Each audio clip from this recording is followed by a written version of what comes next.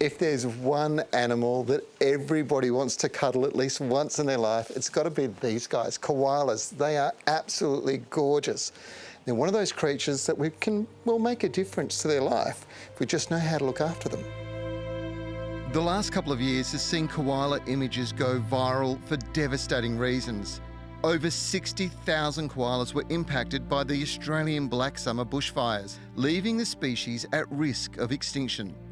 And with a lot of us living in koala habitat areas, it's important we know how to keep koalas safe in our own backyards.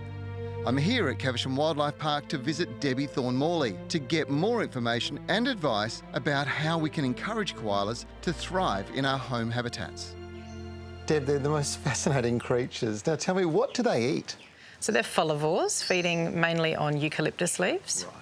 Now there's over 700 species of eucalyptus growing around Australia.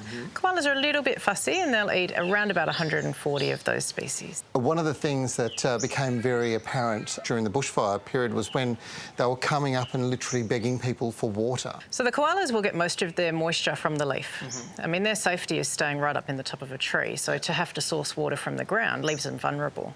But of course, in extreme weather, bushfire and drought and things like that, then yeah, they can come to the ground in search of water.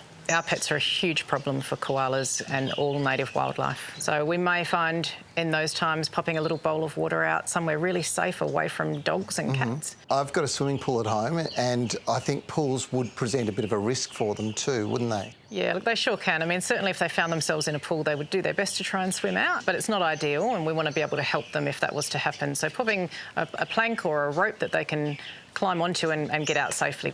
Have you got any tips for people to keep koalas, I suppose, safe in our home environments?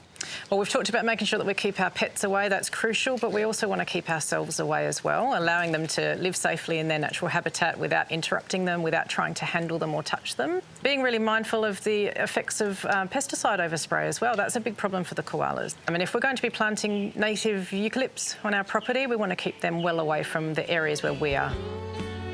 The koala breeding season is usually between September to March, so let's do what we can now to ensure the future of koala species can be enjoyed by future generations to come.